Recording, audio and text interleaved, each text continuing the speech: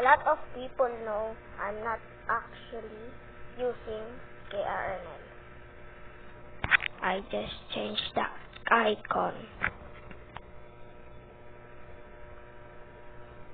How to do this? Go to File Manager.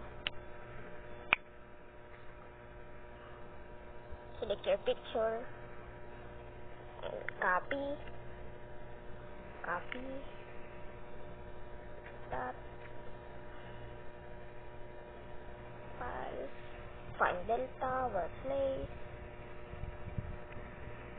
If you copy that, you will see the paste property.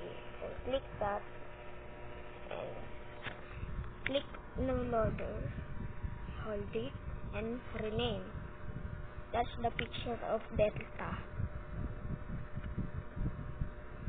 Change it to the 1, and this is the new logo. Okay, bye.